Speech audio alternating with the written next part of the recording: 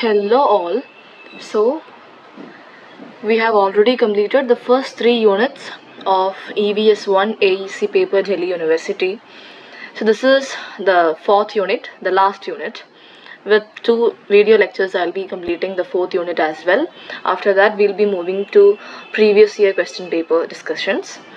Okay, so this video can be little lengthy because it is pollution, and yes, we have much more to talk on that. So environmental pollution. When the composition of environment gets changed by addition of harmful substances, the environment is called polluted environment, and the substances that cause pollution are called pollutants. Okay, so we are in Delhi. So I'm living in Delhi. Majority of you, because it's a Delhi University subject, so we confront this pollution day by day. So it's just the definition, but you can write more because you feel more on that, right?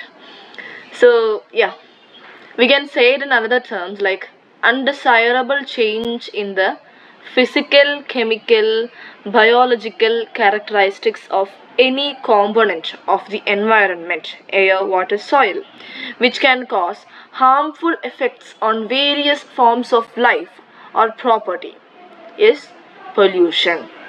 So pollution is an undesirable change in the physical, chemical, biological characteristics of any component of the environment which can cause harmful effects on various forms of life or property. So environmental pollution, we have 5 types of pollution, right? Air pollution, water pollution, soil pollution, thermal pollution, noise pollution. Air pollution. Air pollution is an atmospheric condition in which certain substances, including the normal constituents in excess, are present in concentrations which can cause undesirable effects on man and his environment. These substances include gases, particulate matter, radioactive substances, etc. Classification of pollutants. Air pollutants which cause air pollution. Okay, so there is primary pollutant. So these are emitted directly from the point source. CO, SO2, NO, NO2, carbon dioxide as well, carbon monoxide, carbon dioxide, sulfur dioxide, everything. Okay, most hydrocarbons, like most particulates, everything. Then we have secondary pollutants. These are formed by interaction of primary pollutants or with some natural constituents of atmosphere. HNO2, HNO3, O3, that is ozone, we know, oxygen, the oxygen molecule, and ozone molecule that combines, and all those things. Okay, these are that secondary pollutants. You can have a note on this. So the interaction between the primary pollutants and also interaction with some natural constituents. So with the volcanic eruption from the fume that comes, okay, or with the CO2 because of a fire or deforestation, or like if the wildfire happens, with the burning of trees, CO2 get escaped. Okay, that and all. So major air pollutants. First is particulate matter.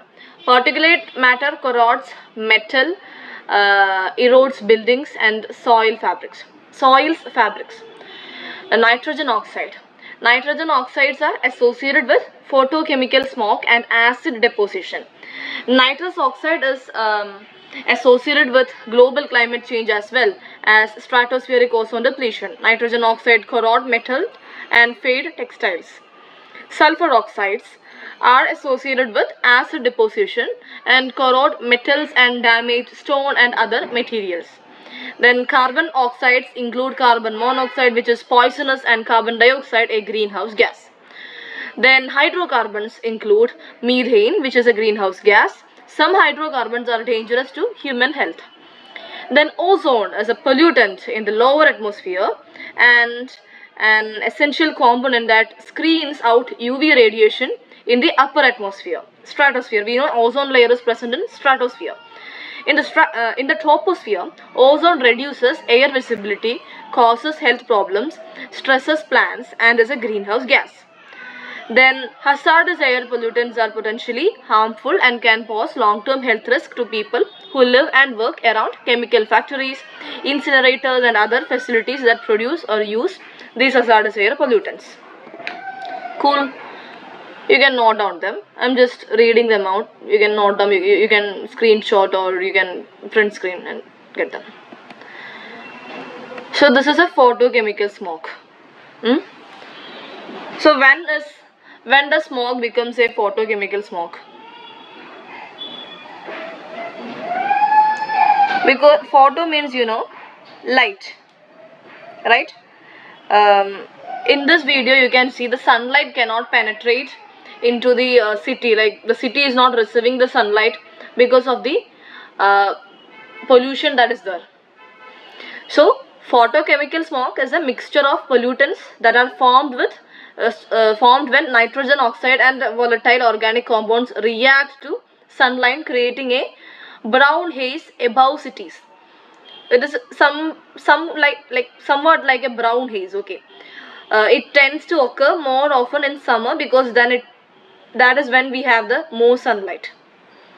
Okay, so it is formed mainly because of nitrogen oxide and volatile organic compounds. When these both react with sunlight, it creates a brown haze above cities. So you can see the reaction, like we have nitric oxide. So when it is reacted with here with the nitrogen dioxide is formed, then that again creates to nitric acid and peroxyacyl nitrates. So these are the reactions, so you can have a note on this.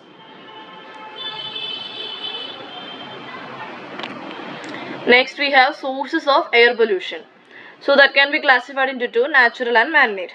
Natural sources means volcanic eruption, forest fire, sea salt spray, pollen grain of flowers, etc.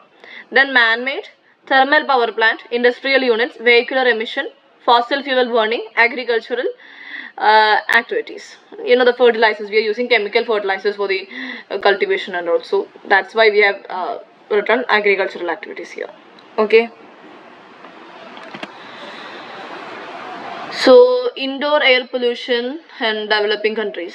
The World Health Organization estimates that 1.6 million people are killed each year by smoke associated with traditional cooking methods that rely on wood, crop waste and dung.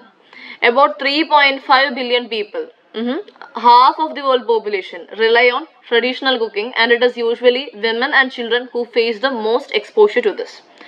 Smoke from these fires can contain high concentrations of particulates, carbon monoxide, benzene, formaldehyde and other toxic chemicals, causing both acute, that is infection, respiratory disease, and chronic diseases can be like cancer. So switching to cleaner technologies including kerosene, solar cookers and cleaner stoves could have saved millions of lives. Such alternatives face both cultural and economic barriers. We know, so the government has providing LPG subsidies in the cylinders and all because of this reason. Okay. So indoor air pollution, you got what it is. The air in enclosed places such as automobiles, homes, schools and offices may have significantly higher levels of air pollutants than air outdoors. The most important indoor air pollutant is radon gas. Incomplete combustion of coal, dung cakes, wood, kerosene produces toxic gases like carbon monoxide. Cigarette smoke contain benzoapyrene. Okay. Now this is really important. You can expect MCQs from this diagram here. Some important indoor air pollutants. Okay. You can start from formaldehyde. The source is furniture stuffing, paneling, particle board, then foam insulation. Threats are irritation of eyes, throat, skin and lungs, nausea and dizziness. Then styrene.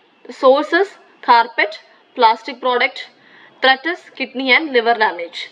Then benzoapyrene, um, benzoalphaparine. Okay. Then for this, sources: tobacco smoke, wood stoves. Threat is lung cancer. Then radon, trouble too. So sources: radioactive soil and rock sounding foundation water supply. Threat is lung cancer. Then tobacco smoke. You can easily remember this tobacco smoke. Sources: cigarettes. Threat is lung cancer, respiratory ailments, heart disease. Then methyl chloride from paint strippers and thinners. It threatens to nerve disorders and diabetes. Then carbon monoxide from faulty furnace, unvented gas stove, kerosene heaters, wood stoves. It threatens to headaches, drowsiness, irregular heartbeat, death. Carbon monoxide is that dangerous, okay? Then asbestos from pipe insulation, vinyl ceiling and floor tiles. Threats to lung disease, lung cancer. Then particulates from pollen, pet dander, dust mites, cooking smoke particles. Threat to irritated lungs, asthma attacks, itchy eyes, runny nose, lung disease. Then we have nitrogen oxides from unvented gas stoves and kerosene heaters, wood stoves. Threats to irritated lungs, children's cold and headaches. Then trichloroethane 111. Okay. Sources: aerosol sprays. Threats to dizziness, irregular breathing. Chloroform from chlorine treated water in hot showers. Possible threat is cancer. Then para dichlorobenzene from air fresheners, mothball crystals. Threats to cancer. Tetrachloroethylene, sources from dry cleaning fluid themes on clothes. Threats to nerve disorders, damage to liver and kidneys. Possible cancer. Okay, note down this. Okay. Next is air quality index. Central Pollution Control Board have done this, like air quality standards are done by Central Pollution Control Boards. So this is how you can measure it. You can check in online the area where the location where you stay, and you can check it in online. So what the air quality index of your residence is. And air quality index, AQI. So it is a number used by government agencies to communicate to the public how polluted the air currently is and how polluted it is forecast to become. You can't give all these pollutants name and all these all these elements name and convey to the public. The public won't get that. So in their language, we need to make them understand that your air quality is worse. For that, this is formed, like it is a number used by the government agencies to communicate to the public how polluted their air currently is. So the measurements of AQI is based on 8 pollutants. Okay, just note down these. Okay, note down these 8 pollutants name. It is really important. Measurement of AQI is based on 8 pollutants. Even this can be asked for your practical exams. Then the unit of measurement is microgram or milligram in the case of carbon monoxide per cubic meter. The AQI has been at present launched for 10 cities: Delhi, Agra, Kanpur, Lucknow, Varanasi, Faridabad, Ahmedabad, Chennai, Bangalore and Hyderabad. Okay. Then air quality is poor or not. AQI is an overall scheme that transforms individual air pollutant levels into a single number, which is a simple and lucid description of air quality for the citizens. AQI relates to health impacts, and citizens can avoid the unnecessary exposure to air pollutants. AQI indicates compliance with national air quality standards. AQI promotes local authorities to take quick actions to improve air quality. AQI guides policymakers to take broad decisions and encourages citizens to participate in air quality management. Effects of air pollution. So air pollution injures organisms, reduces visibility and attacks and corrodes materials such as metals, plastics, rubber and fabrics. The respiratory tract of animals, including humans, are particularly harmed by air pollutants, which worsen existing medical condition such as chronic lung disease, pneumonia, and cardiovascular problems. Most forms of air pollution reduce the overall productivity of crop plants. It also causes plants to decline and die. Air pollution is involved in acid deposition, global climate changes, and stratospheric ozone depletion. Just refer to this. You can note down the points or take a screenshot. So effects on human health, we have already studied it in terms of indoor pollutants, but again short-term effects: headache, nose, throat, eyes inflammation, coughing, painful breathing, pneumonia, bronchitis, skin irritation. Long-term effects affects the central nervous system: headache, anxiety, cardiovascular disease, respiratory diseases like asthma, lung cancer, impacts on liver, spleen, blood, impacts on reproductive systems.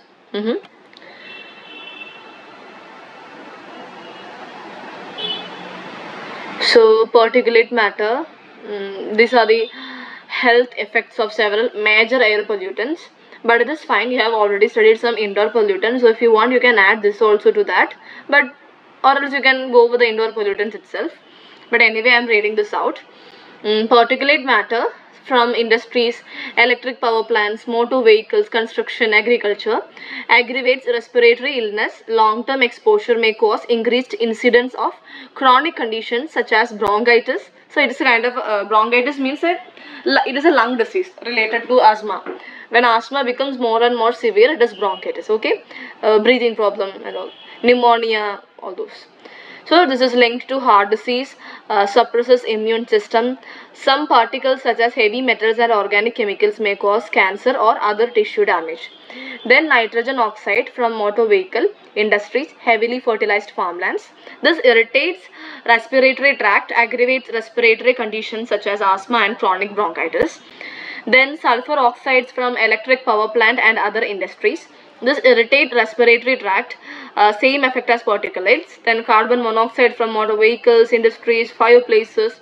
This reduces blood's ability to transport oxygen, headache and fatigue at lower levels, mental impairment or death at higher levels.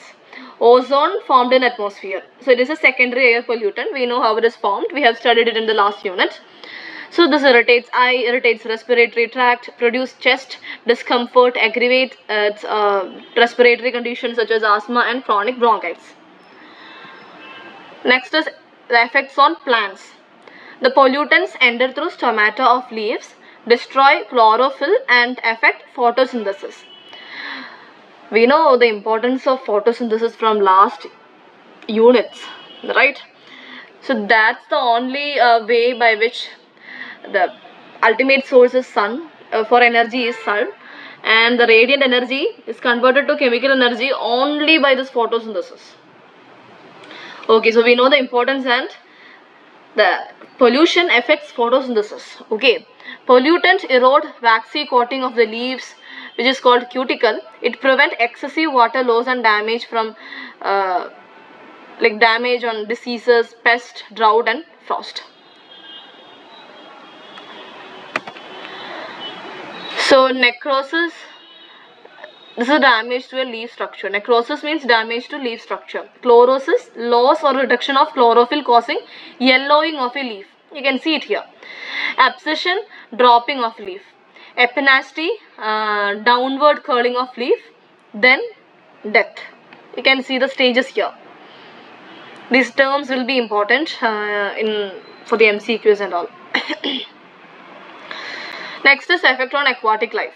The precipitation in the form of acid rain causes high acidity, lower pH. Okay, you know the pH scale is from 1 to 14. Before 7 is neutral and 1 to 6 are acidic, and after 8 to 14 are alkaline. So the precipitation is in the form of acid rain, so it lowers the pH level of freshwater lakes. So it affects the aquatic life, especially fish. Some of the freshwater lakes have experienced total fish death. Now effects on materials. We know the Taj Mahal, case of Taj Mahal and all. So due to corrosiveness, the particulates can cause damage to exposed surface. Sulfur dioxide and water from H2S, corrosion as well as disfigurement of statues made up of limestone or marble happens. Ozone causes cracking of rubber. Oxides of nitrogen can also cause fading of cotton and rayon fibers. Next is effect on environment. Visibility. No photochemical smoke, we studied that, the visibility. Then pollutants and the presence of sunlight producing photochemical smoke causes that. Emission of greenhouse gases tend to global warming. Chlorofluorocarbons, CFCs, causes ozone depletion. Now control of air pollution. So baghouse filters for particulate emission. You just note down the control methods, and I'm not giving the explanation or detailed definitions of how this works. When we are discussing previous year question papers, if the questions have come from this part, we'll discuss that in that videos only. I have prepared notes, but I'm not giving it now because the video gets more lengthy, and in the perspective of exam, till now I haven't seen such questions, but yes, just note down. Okay, so one is baghouse filters for particulate emission, then cyclone collector, and also just not like how this, just draw a picture of this also, so it will help you in examination point, right? The evaluators will get really impressed if you're having the pictures of this, how the functioning is, so you can take a screenshot. Then cyclone collector, again screenshot. Then electrostatic precipitator, screenshot. Okay, this is the same thing. So here there are in the picture itself how this works.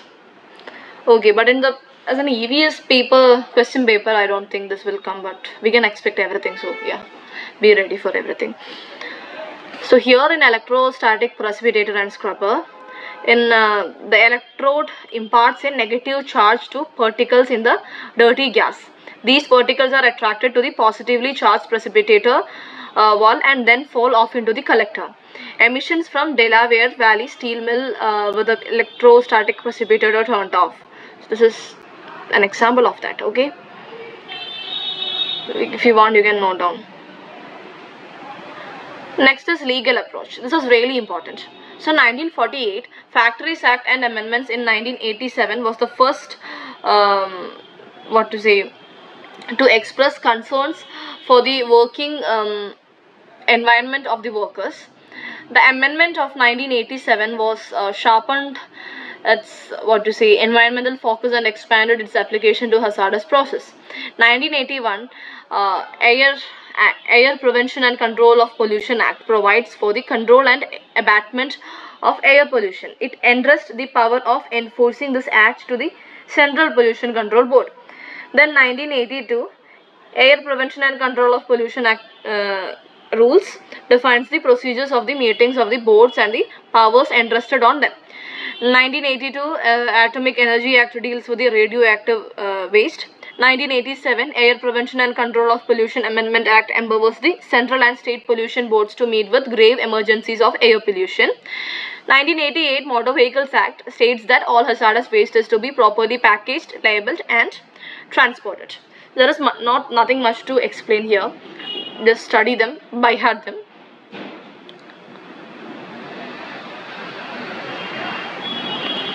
So this is the graded response action plan.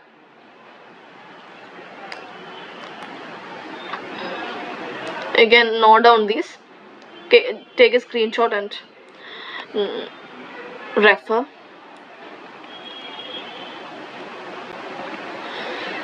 So we are having some solutions. Stationary source of air pollution.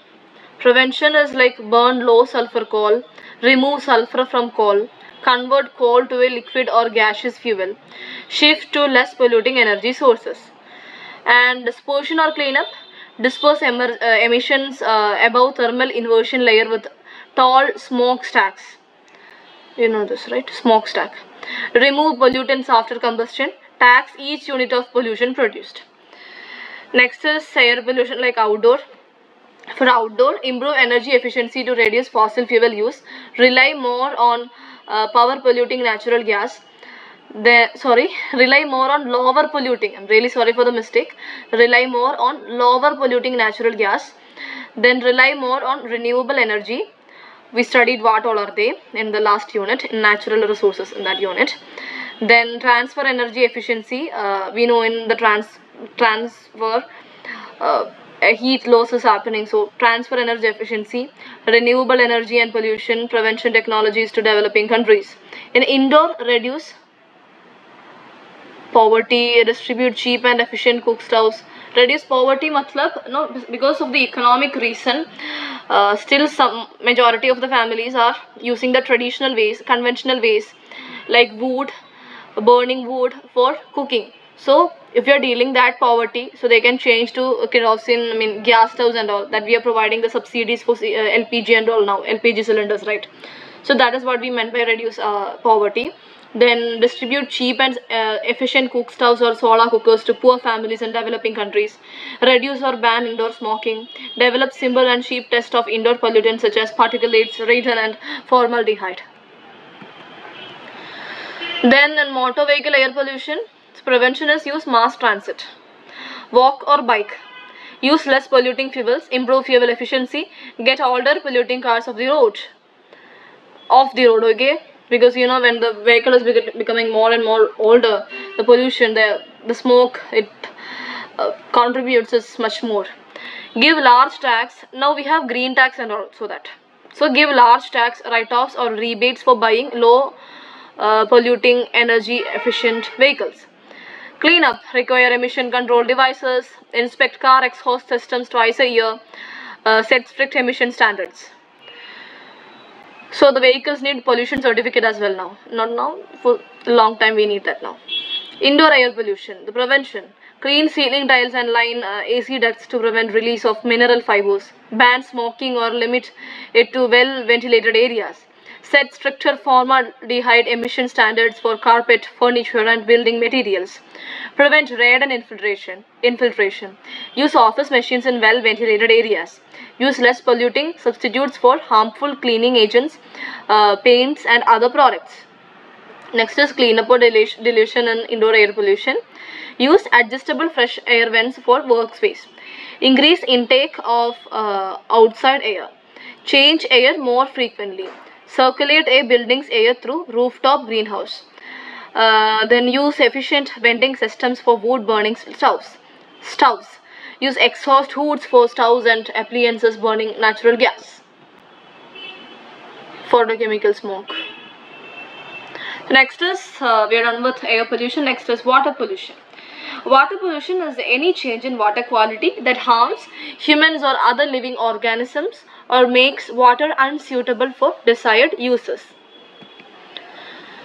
So the point source pollution is of water pollution is that it can be traced to a specific spot. Non-point source pollution consists of pollutants that enter bodies of water over large areas rather than being concentrated at a single point of entry. So first we can go with non-point sources of water pollution. It's not from a single point, okay? So here the farm, lawns and golf courses. From that the fertilizers, herbicides and pesticides come. Then residential neighborhoods and urban streets. Salt on winter roads. Not here, but in western countries where severe snowfall happens, they put a lot of salt using big machines and container vehicles and all in the road. So yeah, oil, grease and chemicals from urban runoff. Then from construction sites and deforested and overgrazed land, eroded soil, because we studied that when it is overgrazed or if there is no trees in a land, there are no roots to hold the soil. So when a heavy flow of water happens, the soil in the run of water the soil also escapes. Then from abandoned mines, so abandoned mines are point source also, acid drainage happens. Then from point sources of water pollution, one is animal feedlots, they are non-point source as well. The nutrients, waste and bacteria from sewage treatment plants. Then industrial waste and toxic chemicals from factories and disposal sites. Then oil spills from oil tankers. So major water pollutants and their sources. Infectious agents, that is pathogens, causes diseases. So pathogens can be traced from human and animal waste. Examples are like bacteria, virus, protozoa, parasites and all. Then oxygen demanding waste from sewage, animal feedlots, food processing facilities, pulp mills and all. So they deplete dissolved oxygen. Dissolved oxygen is needed by the aquatic species to deplete them. Oxygen demanding waste. The biodegradable animal waste and plant debris are example for this. Then plant nutrients from sewage, animal waste, inorganic fertilizers. They cause excessive growth of algae and other species. Nitrates and phosphates are an example. Then organic chemicals, they add toxins to aquatic system. So organic chemicals we know from industry, farms, households, like oil, gasoline, plastics, pesticides, cleaning solvents and all. Then inorganic chemicals like acid, bases, salt, metal compounds from industries, households, surface runoff add toxins to aquatic system. Then sediments like soil silt from land erosion disrupt photosynthesis, food web and other processes. Then heavy metals like lead, mercury, arsenic from unlined landfill, from household chemicals, from mining refuse and industrial discharges causes cancer, disrupt immune and endocrine system. Thermal effects make some species vulnerable to disease. So it is heat from the electric power and industrial plants are an example for this. Now types of water pollution.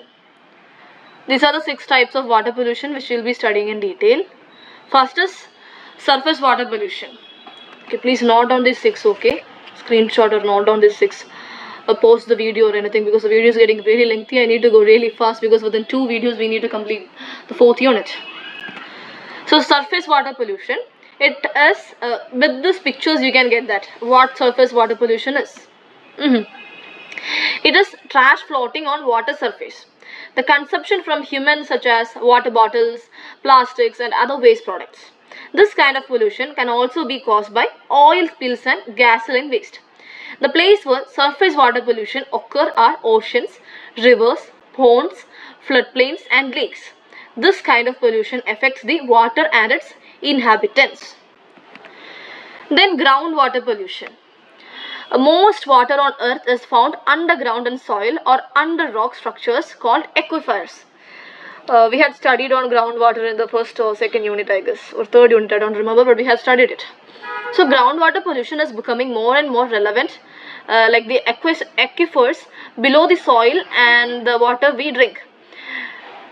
It is usually because it is caused by highly toxic chemical. It is also usually caused by pesticides from farmlands that leak through the ground to contaminate the wells. Then nutrient pollution. So the algae bloom and all. So nutrients we know are essential for plant growth and development. Many nutrients are found in wastewater and fertilizers, and they can cause excess weed and algae growth if large concentrations end up in water. You know, when in the farmlands chemical pesticides are used. So when the high flow of water happens, this water runoff, the surface water runoff to the plants causes the nutrients also to get up in the plants. Sorry, not plants. Surface runoff water to the water bodies. Surface water runoff to the water bodies gives ways for the nutrients also get to ended up in the water bodies, and that causes the plants and water bodies to grow very well.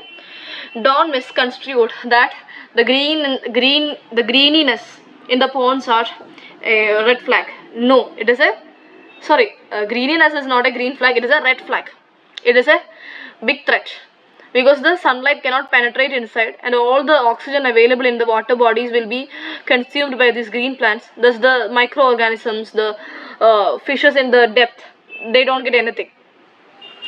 So this also contaminate drinking water and clog filters. Then the marine life, the algae use up the oxygen in water, leaving none for the surrounding marine life. Next is eutrophication. It is really important. So eutrophication is when the environment becomes enriched with nutrients. This can be a problem in marine habitats such as lakes, as it causes algal bloom. Algal bloom means more green algae. Fertilizers, so we have discussed this. Farming land, the fertilizers, right? This causes phytoplankton to grow and reproduce more rapidly, resulting in algal bloom. The bloom of algae disrupts normal ecosystem functioning and causes many problems. This algae may use up all the oxygen in water, leaving none for other marine life. This results in the death of many aquatic organisms such as fish, which need the oxygen in water to live. The bloom of algae may also block sunlight from photosynthetic marine plants under the water surface. Some algae even produce toxins that are harmful to higher forms of life. This can cause problems along the food chain and affect any animal that feeds on them. So next is chemical water pollution. Industrial and agricultural work involves the use of many different chemicals that can run off into water and pollute it. Metals and solvents from industrial work can pollute rivers and lakes. These are poisonous to many forms of aquatic life and may slow their development, making them infertile or even result in death. Pesticides are used in farming to control weeds, insects and fungi. Runoffs of these pesticides can cause water pollution and poison aquatic life. Subsequently, birds, humans and other animals may be poisoned if they eat infected fish. Petroleum is another form of chemical pollutant that usually contaminates water through oil spills when a ship ruptures. Oil spills usually have only a localized effect on wildlife but can spread for miles. The oil can cause the death of many fish and stick to the feathers of seabirds, causing them to lose the ability to fly. Okay, there is nothing to explain here, note on these points, okay. So this is biomagnification and bioaccumulation. That's really important. So even when pollutants are not dangerous enough to kill animals outright, even if they are not that toxic, their presence can have lasting effects on food web. We studied what food web and food chains are. So how? That is through bioaccumulation and biomagnification. Toxins may increase in concentration as they are passed up in the food chain. This process is called biomagnification.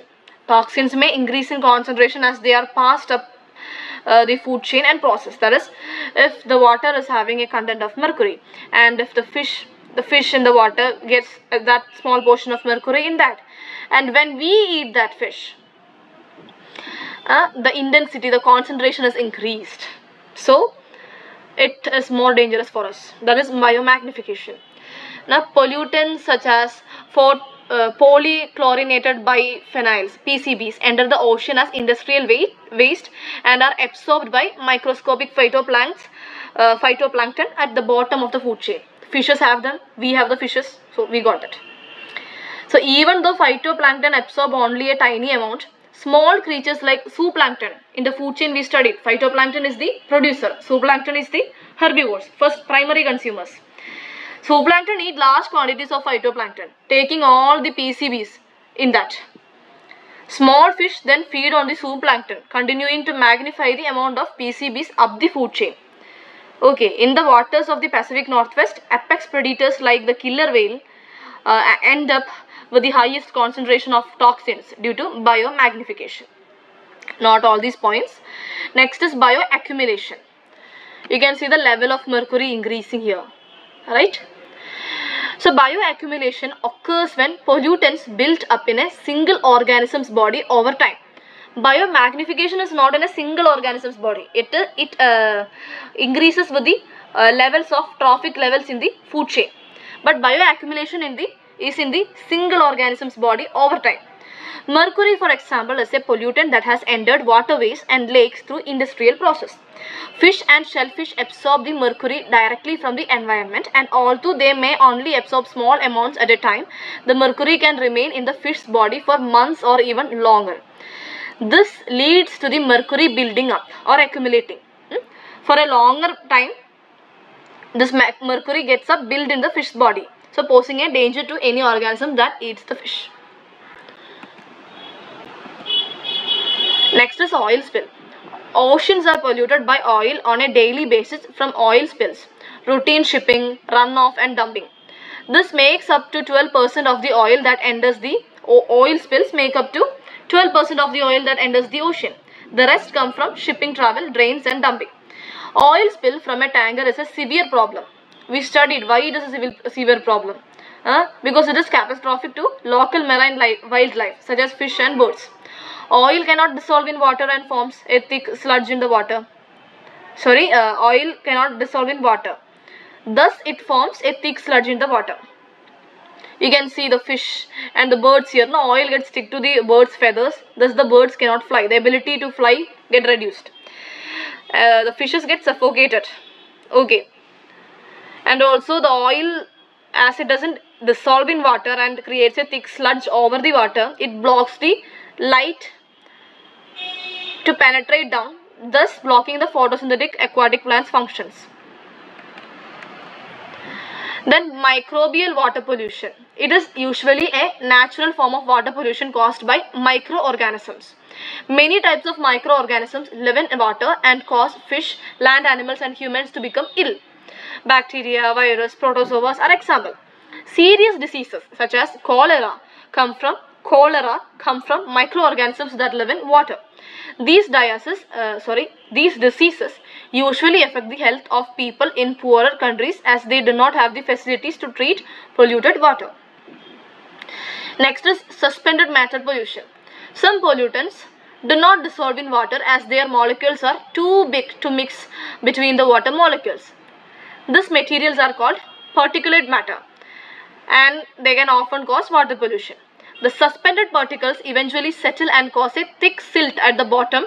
This is harmful to marine life that lives in the floor of rivers or lakes. Biodegradable substances are often suspended in water and can cause problems by increasing the amount of anaerobic microorganisms present. Toxic chemicals suspended in water can be harmful to the development and survival of aquatic life. Suspended particles in fresh water reduces the quality of drinking water for humans and the aquatic environment for marine life. Suspended particles can often reduce the amount of sunlight penetrating into the water, disrupting the growth of photosynthetic plants and microorganisms. Microorganisms that live in water feed on biodegradable substances. When too much biodegradable materials is added to water, the number of microorganisms increase and they use the oxygen available. Thus, because more oxygen is consumed by the microorganisms, thus oxygen depletion happens. Oxygen levels when decreased in water, relatively it is harmless aerobic microorganisms die and anaerobic microorganisms begin to thrive. Some anaerobic microorganisms are harmful to people, animals and the environment as they produce harmful toxins such as ammonia and sulfide. Okay. And this is biological oxygen demand. So, it is very easy as the name says. Organic materials can be biodegraded by aerobic microbes. Therefore, certain types of organic pollutants increase the biological oxygen demand. This can lead to anoxic conditions. So, a measure of the amount of dissolved oxygen required to break down the organic material in a given volume of water through aerobic biological activity by microorganisms is called biological oxygen demand. That is the amount of oxygen required to break down the organic material. That is biological oxygen demand, BOD. Amount of oxygen required to break down the organic materials. Okay. Now control of water pollution. Let me check how much more. Okay. Only 2 more slides. Till noise pollution only I'll be taking. So control of water pollution. Non-point sources. Judicious use of agrochemicals like pesticides and fertilizers, which will reduce their surface runoff and leaching. Avoid use of these on sloped lands, because sloped lands high tendency of water to float down. Use of nitrogen fixing plants to supplement the use of fertilizers. Nitrogen fixing plants means we have studied in the unit 1, I guess. Unit 1 or unit 2. The leguminous plants like pea plant and all, their roots can fix the nitrogen, inert gas form of nitrogen. Next is adopting integrated pest management to reduce reliance on pesticides. Then prevent runoff of manure, divert such runoff to basin for settlement. The nutrient rich water can be used as fertilizer in the field. Then separate drainage of sewage and rainwater should be provided to prevent overflow of sewage with rainwater. Then planting trees would reduce pollution by sediments and will also prevent soil erosion. Then point sources. Treatment of wastewater is essential before being discharged. Parameters which are considered for reduction in such water are total solids, biological oxygen demand. BOD, we studied what that is. What is BOD? Amount of oxygen required to break down the organic material in the volume of water using aerobic microorganisms. Okay. Nitrates, phosphates, oil and grease, toxic materials, etc. Wastewater should be properly treated by primary and secondary treatments to reduce the BOD and the COD levels up to the permissible levels of discharge. Okay. So this is a wastewater treatment. Refer to this.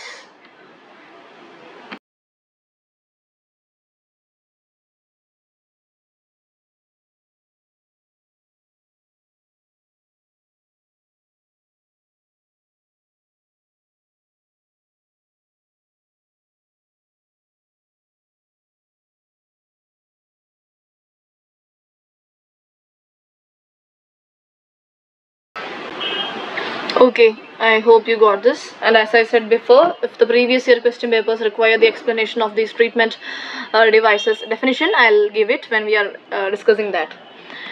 And here BOD, you got what that is. COD means it is a chemical oxygen demand.